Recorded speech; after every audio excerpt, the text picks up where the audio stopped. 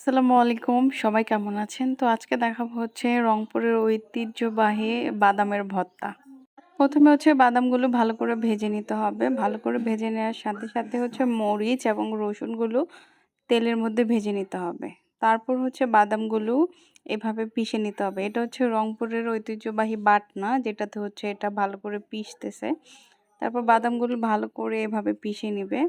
তো ভালো করে বাদামগুলো গুঁড়ো হয়ে গেলে এখানে একটু পানি দিয়ে দিবে। পানি দিলে হচ্ছে বাদামটা একটু নরম হয়, পিষতে সুবিধা হয়। তো পানি দেওয়ার পর বাদামটাকে আরো ভালো করে একেবারে মিহি করে নিবে। তারপর হচ্ছে মরিচ আর রসুন লবণ দিয়ে হচ্ছে সেটাকে ভালো করে পিষে নিবে।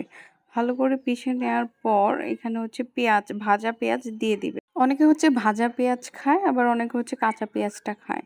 তো যার যেটা ইচ্ছা। তো পেঁয়াজ দেওয়ার পর এবং রসুন, মরিচ ভালো করে পিষে নেওয়ার পর বাদামের সাথে সেটা ভালো করে মিক্স করে নেবে। ভালো করে মিক্স করে নেওয়ার পর এখানে হচ্ছে তেল দিয়ে দিবে। তেল দিয়ে ভালো করে আবার একটু মিক্স করে নিলেই হয়ে যাবে হচ্ছে বাদামের ভর্তা। তো এই বাদামের ভর্তা বানিয়েছিল আমার গ্রামের এক চাচী শাশুড়ি, এবং বাদামের ভর্তাটা খুবই মজা হয়েছিল। আপনারা যারা হচ্ছে এটা ট্রাই করতে চান, যাদের বাটনা নেই তারা শিলপাটায় বেটেও এটা বানাতে পারবেন।